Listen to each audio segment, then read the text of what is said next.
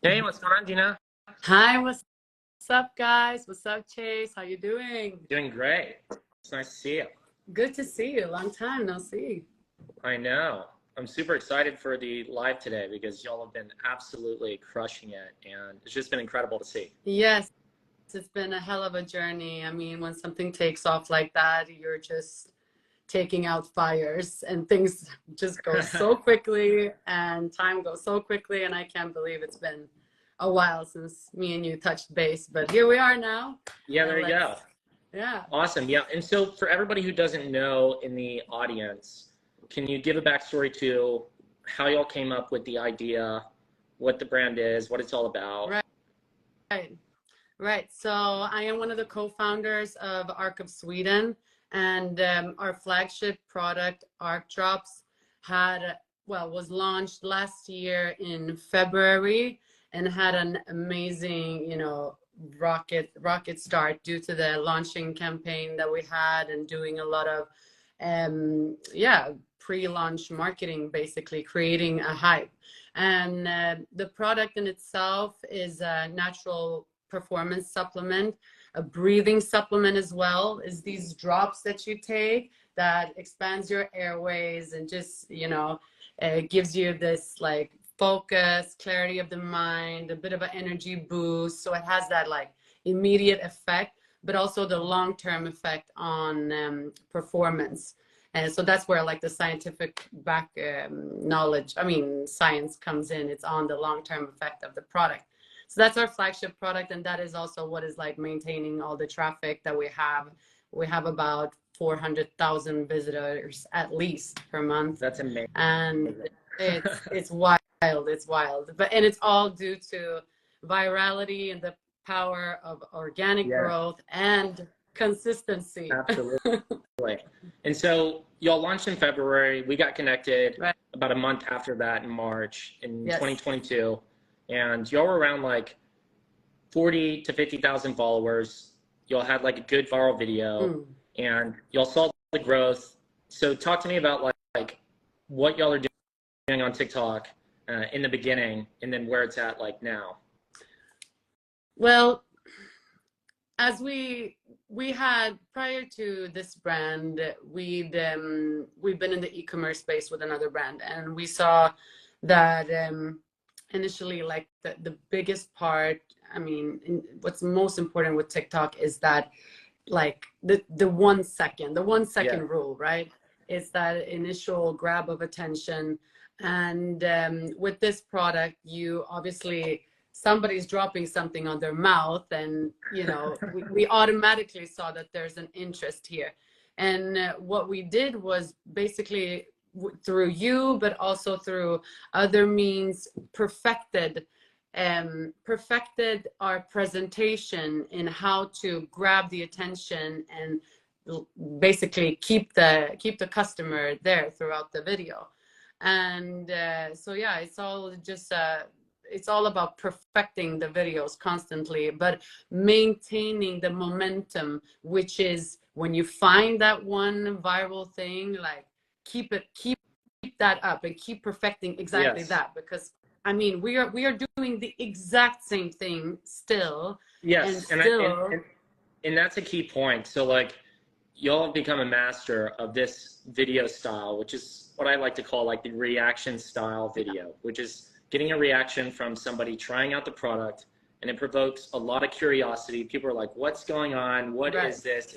It sparks so many questions, which then gets all these people going into the comments. And so people see this video, somebody's, has the dropper, they try it, their airways get expanded, they have this big reaction. And y'all have made the videos to where it's so specific. Literally within the first second, you can see what they're doing, the product's showing, which is really important because a lot of people here don't realize that the product needs to be shown in like that very first second for people to realize the connection to the video. And then the reaction happens and y'all pause, and it's like a little transition and a noise.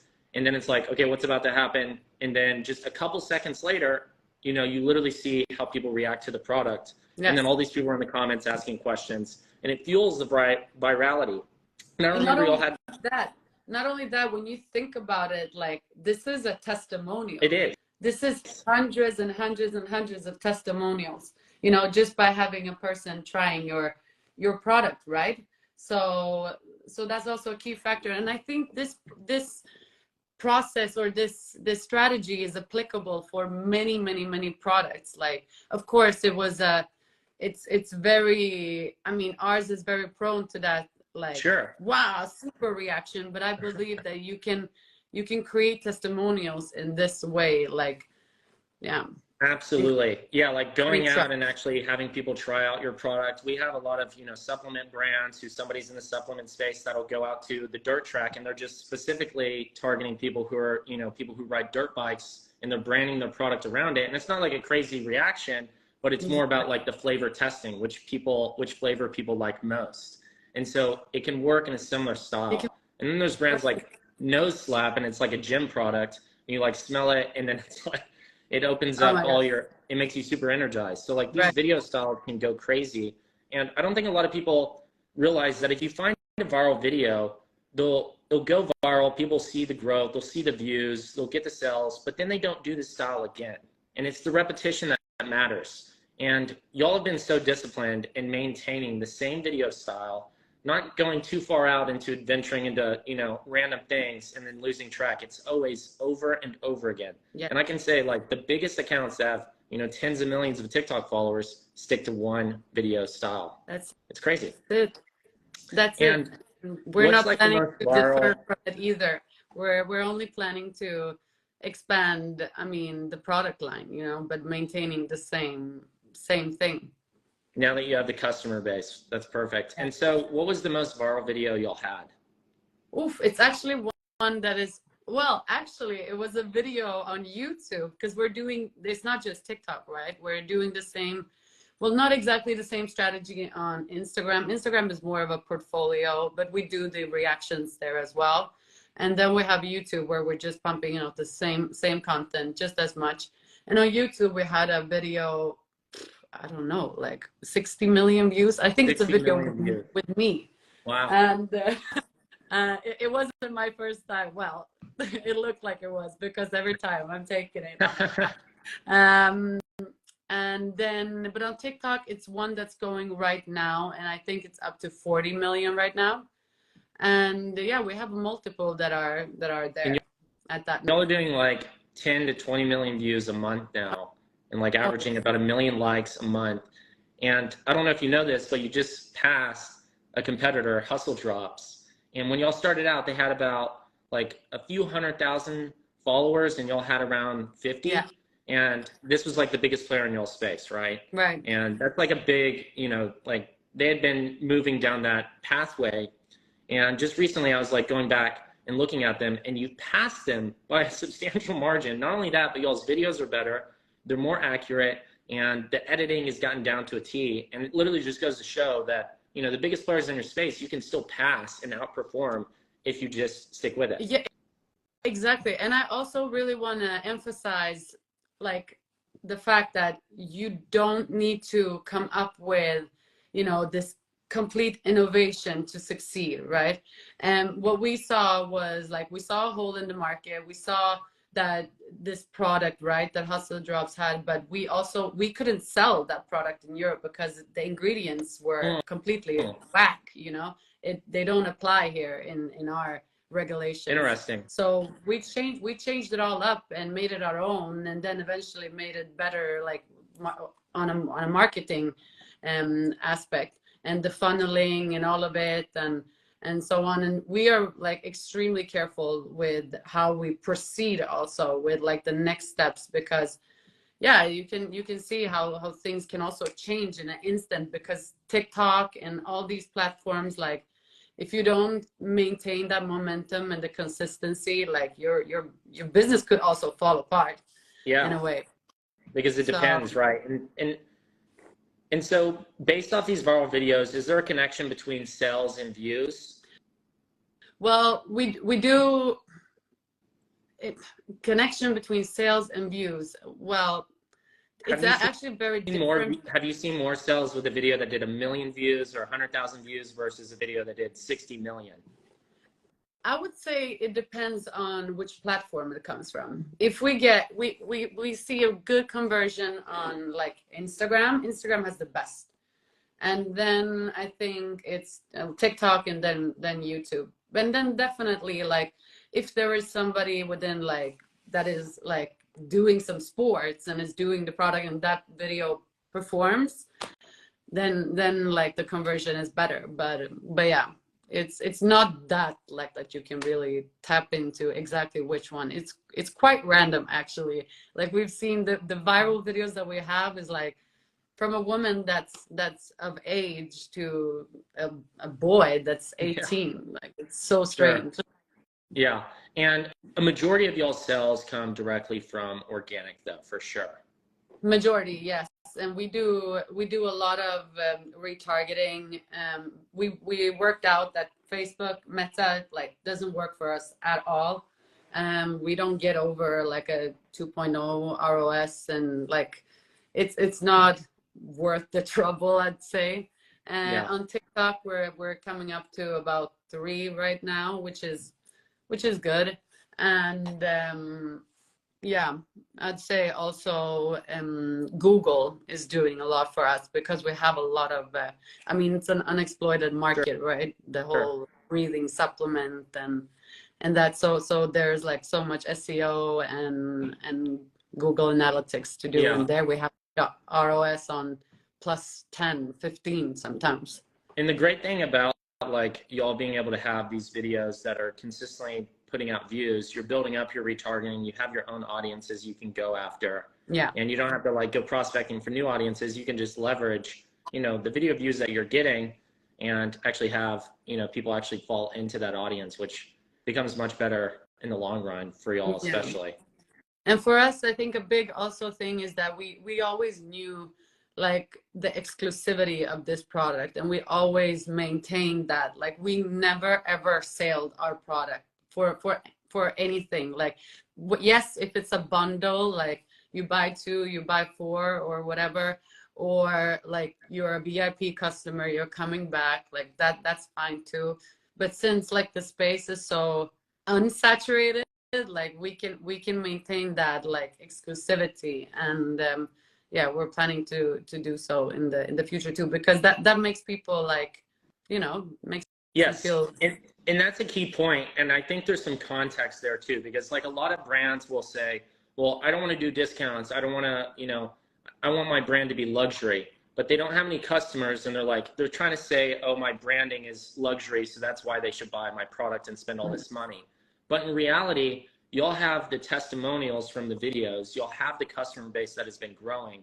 And so you can, you know, you don't have to do these sales because you have all the proof to back it up. It's exactly. Like, we know our product works. People love it. You know, we're not going to discount it. Here's the price. And people are willing to pay for that. Yeah. But sometimes people don't have any customers and they want to charge this big price, but they don't realize, you know, you kind of have to have some reason to why you're, you know, demanding that price. Is it how the product's made? Is it where it's sourced? Is the material better? Do you actually have reviews of people saying it's a quality product and they like it, right? So like a lot of times people don't realize the connection, and y'all have that, which is a big important piece if y'all want to be able to maintain, you know, an actual price and demand rates that y'all want to. Yes.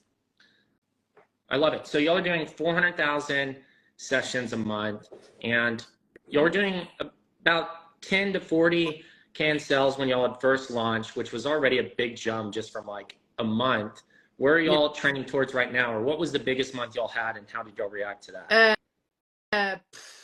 The biggest month we had was, wait, let me just think now in dollars. I guess that's your audience. We're worldwide here. Yeah, so. like 400,000 euros, 450,000 euros. That's incredible. Yeah. So like our first year, our revenue was about $3 million. So it's a lot. $3 million in the first year. In the first year. Wow, that's incredible. Yeah, so that's about $500,000 USD. So that's pretty crazy. And so what was it like that month? How were y'all reacting? What were y'all thinking about? No, was it like celebration, or was it like wait, $3 million. $3 million in the first year. 3 Yeah. million in the But first what year. did you say? 500,000? Oh, 500,000 a month. Yeah, in a month. That was a record month. Yeah. And Sorry, so sorry. Yeah. I was like, what was the reaction that month? Was it, let's celebrate, or is it like, oh snap, we need to get more stock? oh no, like I said in the beginning, it's all been just like, ah. Just barely keeping up with it.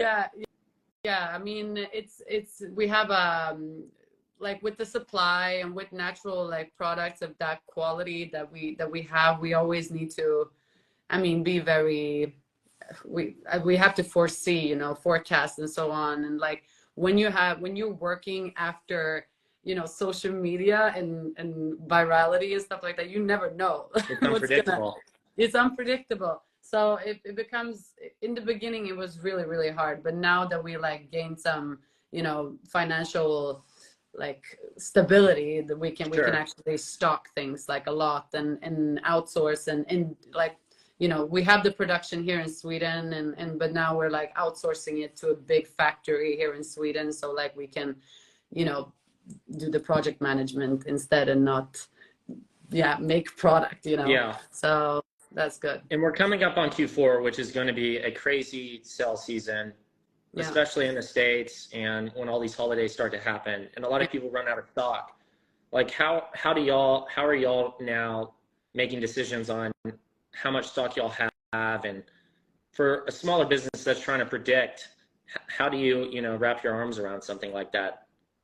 Well, we don't. We are still we're still considering, because last year we didn't do like a substantial discount or sales or like that. What we're actually planning to do this year instead, that I think is going to like make a significant mark in our customers and stuff like that, is that we're launching a new product exactly when all the new sales like start, and then we're gonna have like a bundle sale when they buy our old, like the product that they normally buy, but also the other version of it. So in that way we still maintain that like exclusivity, so we don't sell like our products, but we sell it when they buy it with the new product, you know, that's coming out. Perfect.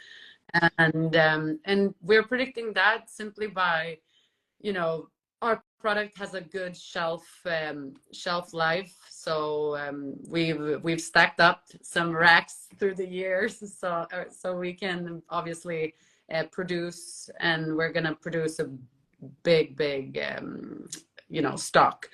So I mean, if we can last long like with that stock, so it's not gonna be an issue. Love it.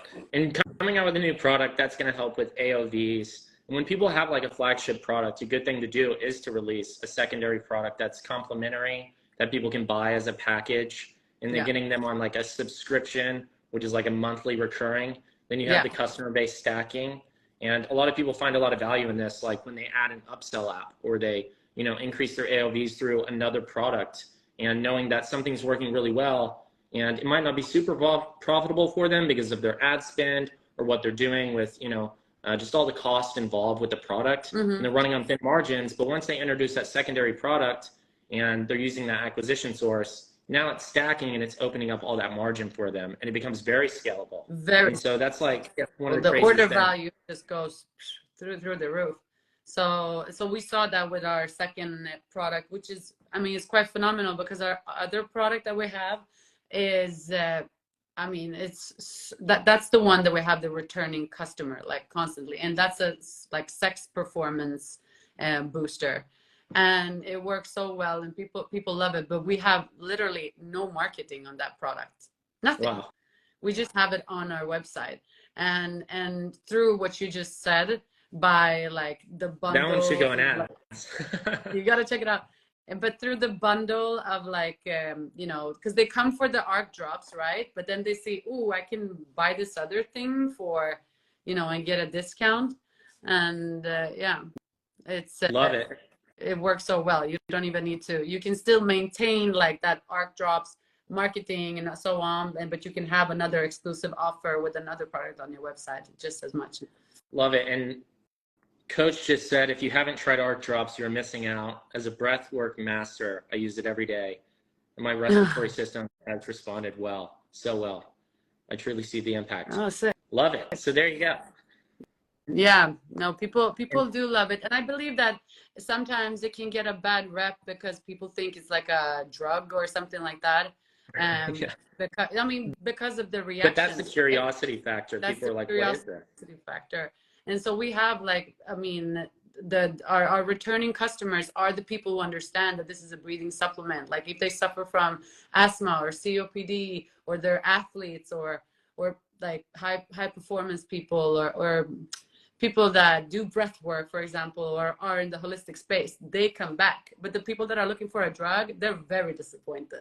And I think unfortunately.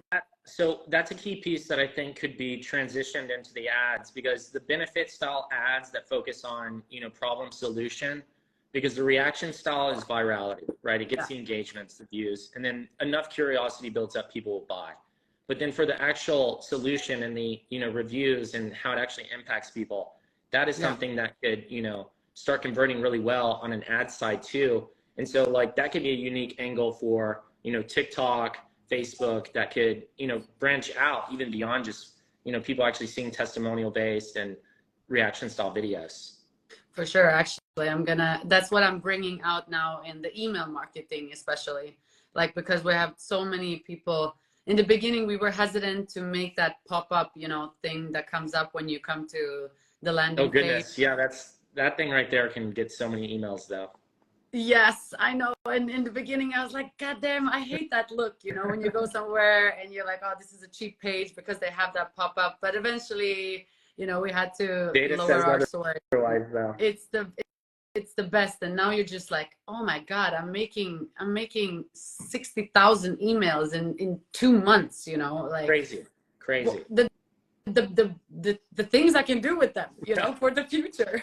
Yeah. And that's a form of remarketing for everybody who doesn't leverage email. They definitely should, because email, like that's a list that's basically free, right? Because it doesn't cost you anything to send it. And you have all these emails, and a lot of people get wrapped up in the idea of like exactly what you're saying. They're nervous to either send out emails. They don't want to irritate people, but these people are signing up intentionally with the hope of actually receiving information to learn more or to get, special offers. And so it's really beneficial for the customer because they're giving that email because they want to know more information or they have questions.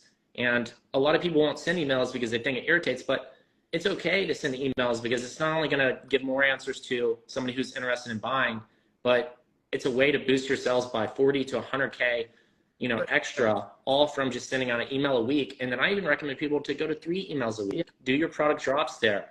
Drop your testimonials in there. Talk about how to change somebody's life. Profile somebody. And, get those answered. And I believe that, like, if you come up to a point where you could, outsource these processes and do that, I believe that email marketing is the first thing to do. The beauty of it is that you could, you could hire a company that takes a cut and you get professional, advice, and they learn everything about your brand and everything. And you just see the numbers like the scale. And this works perfectly if you are a brand that does get a lot of attraction and virality, like on socials, because maybe they're going to go on your website and they're going to be like, no, I don't want to buy just right now. But if they had dropped the email there, I mean, eventually they're going to come around. Because if they drop an email, that means that they are, you can, what's it called? The English word. You can not affect them. They're interested, and then, persuade them. Exactly. You can persuade them eventually. So they're not no-sayers. They're not yes-sayers, but they're persuaded. Yeah. Love it. And what would you say is like the biggest challenge y'all face so far?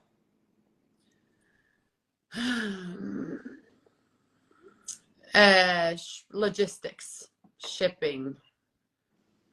That's like a constant, and of course, like regulations. But one beautiful thing about the food supplement industry is that, like, comparing to like cosmetic and medical and stuff, it's the easiest one.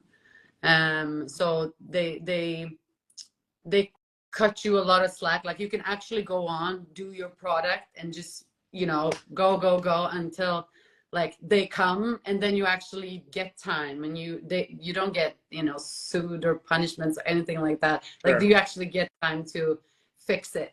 Yes. Whilst if you were in the chemical or in the cosmetic or medical, like there's a lot of hazards there. Like I wouldn't dare to go in there yet, at least not yet.